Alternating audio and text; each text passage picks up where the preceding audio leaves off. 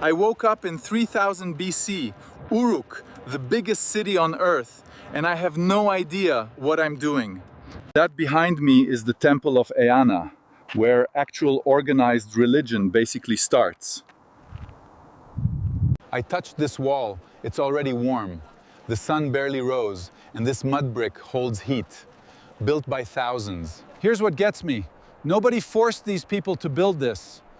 They believed the god lived up there, his house. Two priests just walked past me, silent and completely focused, like they had somewhere important to be. And they did. They used this courtyard every morning. Priests purified themselves in that basin before going up. Ritual cleansing. Sounds familiar, right? The floor is flat and smooth, swept clean. These people were obsessed with order in sacred space, theology in action. I'm going up. The higher I get, the more I understand why they put the temple here. You feel different. From up here, you see why it felt sacred. Just the platform, the sky, and the horizon. Cedar resin. That smell is intense, like a very aggressive version of church incense today. Not a coincidence. That little room was the god's bedroom. They brought food, clothing, a bed, treated the deity like a living resident. There's a statue inside with big inlaid eyes and hands folded.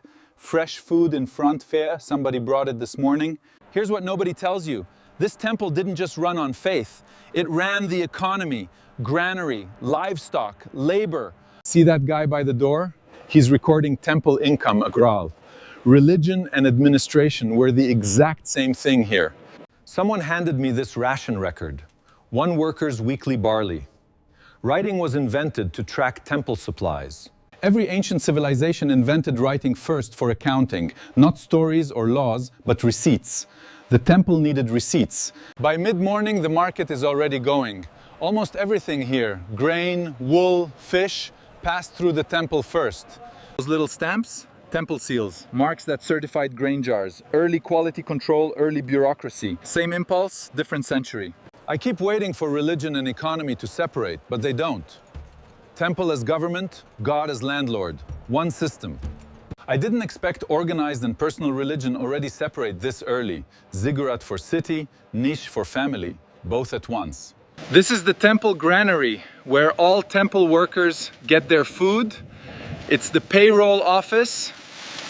I count 40 sealed, logged jars. The temple wasn't just spiritually powerful, it was logistically the most advanced operation on Earth. Want to understand how religion began?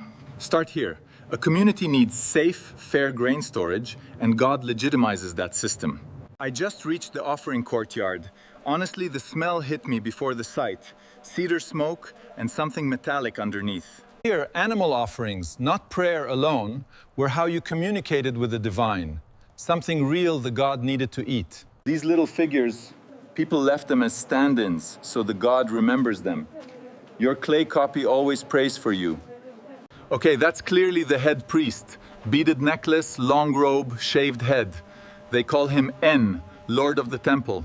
He hasn't looked at me once. Maybe I'm either invisible to him or just not worth processing. Oil libation, pouring liquid as an offering. This ritual exists in Hindu, Jewish, Greek Orthodox traditions. Form changes, not impulse. This moment told me, ritual is formalized habit. Someone did it once, repeated it, taught it, and it became sacred. I needed air after the offering courtyard. River district is noisier, messier, more alive. Sacred and ordinary 200 meters apart. The fisherman has a shrine. That lamp is for the river god. You'd ask permission before taking from the river. Every force of nature here, the river, wind, grain, is an actual divine being needing to be kept happy. Nature worship makes complete sense here. The river gives life or destroys it. Of course it's a god. This weaving workshop is temple-owned. The women here are temple employees paid in barley. Religion is the first labor organizer. She's making cloth to dress the temple god's statue atop the ziggurat at ritual intervals. Wardrobe changes for a deity. I plucked a warp thread. The weights swung. Nobody yelled. I think they've decided I'm too strange to bother with. This guy is an oracle specialist, reading a sheep's liver or recording it. Divination was a serious full-time job. They used the liver to predict the future, believing it held life's force. Haruspices still practiced by Etruscans and Romans. The oracle system hits me hardest. When you can't explain things, you build sign reading systems. Whoever controls readings controls everything. The smell of bread in 3000 BC is exactly the same as today. Some things are just human, constant. That little clay dog on the shelf is a protective spirit placed at doorways, ovens, and entrances. Clearly someone wealthy. Better plaster, carved door frame, and lapis lazuli beads from Afghanistan. Even protection is a status symbol. Even inside the house, there's a domestic altar. Religion isn't confined to the temple. It's in every room and doorway. I've been here since sunrise and haven't found one space that isn't sacred. Everything is ritually charged. That's early religion. Something's happening in the main square. People are gathering, organized, not chaotic. Someone sent word earlier. People know to come. The head priest is on the platform, hasn't spoken, just standing there. The square is quiet. Presence as authority ancient. He's chanting in a ritual, sacred voice, not normal speech. Most religions develop a way of talking to the divine. That's when I realized, public assembly, ritual speech, the high place, this format never goes away, it's still the template. The ceremony's going, but I want the sunset from this side. Honestly, my feet are done. 3000 BC is rough. There it is, I get it. Designed as the last visible against the sky, making the divine visible from afar. Night in 3000 BC is quiet. No light pollution, no ambient hum, just oil lamps and stars above. You can see why astronomy and religion developed hand in hand. Stars move so predictably they must be a message. Here, astronomy and religion are one. Star and grain priests, same person, same institution. Knowledge is sacred because it's power. There's music, a post-ceremony feast, I think, and I smell barley beer. They've been drinking it here for 5,000 years. The feast is part of the ritual, not separate. Communal eating was sacred. The god ate first, then others shared. I'm trying barley beer, drunk through a reed straw to filter husks. Straws are 5,000 years old, didn't know that. Thick and sour, like flat grainy kombucha. Not bad, actually. I expected much worse from 3000 BC.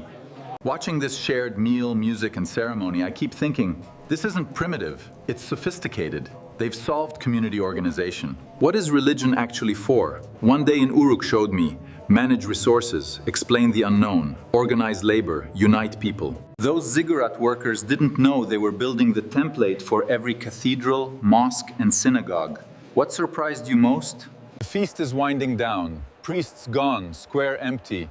Only oil lamps and stars remain. Here they're not separate. Tomorrow the cycle starts again. Priests at sunrise, offerings, tablets, grain.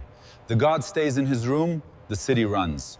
I walked past this same ramp at sunrise, full of priests. Now it's empty and guarded. Access is sacred. At night, looking up, it makes sense. They built it to reach the sky. Down here, it seems completely logical. I've wondered which came first, belief or institution. Honestly, fear and wonder came first, then institutions. Someone always organizes them. Every religion I've studied combines uncontrollable forces and humans needing less fear. Sumerians did it first, at scale, with writing. Heading back through the lamp lane, one last theory tonight. Sumerians believed dreams were divine messages. I'll sleep and see. Dream interpretation was a temple service.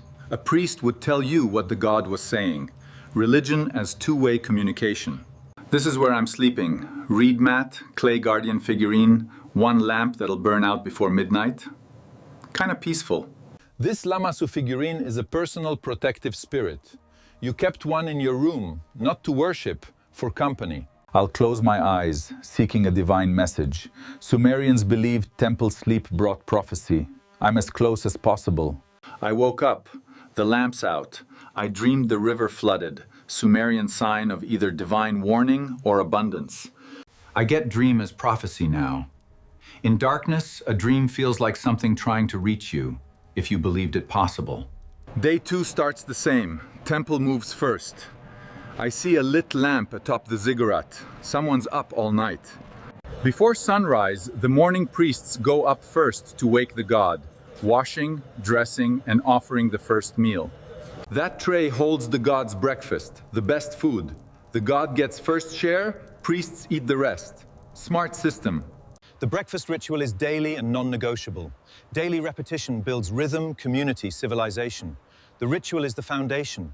Nobody told me there was a sacred garden, date palms, water channels, the temple's tree of life concept fully developed. The date palm is sacred across the Near East. Food, shade, fiber, a century of life, truly divine. Even the gardener is a temple employee. The sacred garden is maintained as a living gift to the deity. Water is sacred because there's almost none, the Tigris and Euphrates. Life depends on managed water. A water god is survival.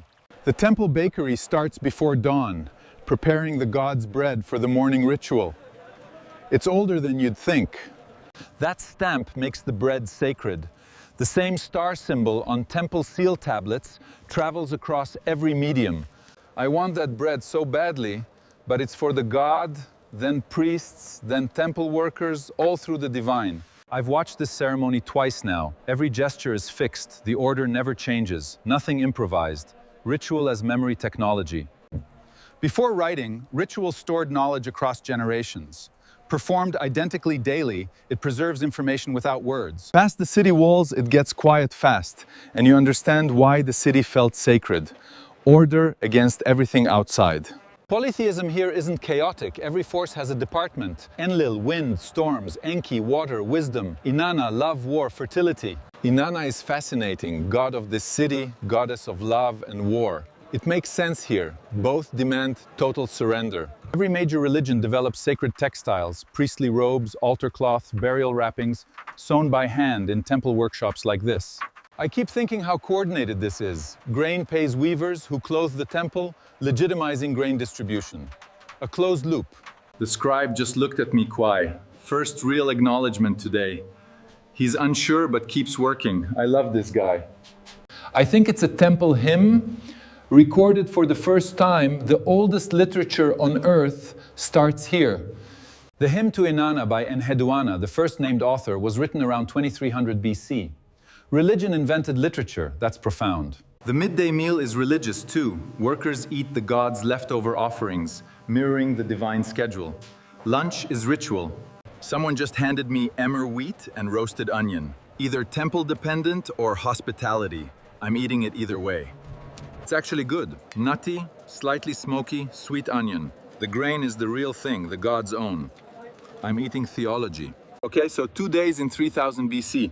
No one invented religion. It grew from fear, wonder, grain distribution, the sky. She's grinding grain in the doorway. Everything I've seen is dawn to dark labor. Religion gives it meaning, not manipulation, genuine necessity. Survival depends on the flood. You need to believe effort matters. Religion says your effort is seen and counts. This neighborhood shrine isn't the big temple, it's for the street. Religion at every scale, city, household, street, total coverage. The worn stone shows generations of hands. This shrine is older than anyone alive here. The sacred outlasts the individual. Standing at this worn stone in a 5,000-year-old city, I stopped being a tourist. Sacred spaces accumulate meaning. Evening rituals begin. The god gets his dinner. Everyone knows what comes next. That certainty is religion's gift. I've stood at this ramp 3 times now. It changes. At sunset, the light on mud brick is hard to describe. Religion wasn't created. It emerged from humans afraid, wondering, social, hungry for pattern. The ziggurat gave that emergence an address. Coming up here, I asked, would I have believed if born into it? Honestly, yes. The logic leaves no gaps. From here you see the grid. Temple at sacred center, ordinary radiating outward. That plan's no accident. It's a statement. I've been thinking. Ancient astronomy, calendar, agriculture all started with priests watching the sky from platforms like this. The Sumerian calendar is lunisolar. Priests controlled planting and harvest. Control the calendar, control everything. That's religion and time management.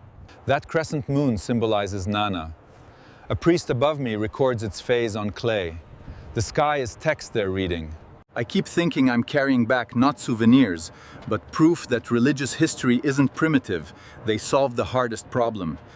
How do thousands of strangers cooperate long-term on shared resources and values? Every answer leads to the same place. Every later belief system builds on the architecture first worked out in Uruk. The address changes, the question stays. I came here seeking where religion was created, and found it was discovered by people asking why they were alive. One last night in Uruk. I'll miss this hard, loud place smelling of mud and sesame oil, completely alive. Did religion create civilization, or civilization create religion? After 2 days in Uruk, I can't separate them. Comment below.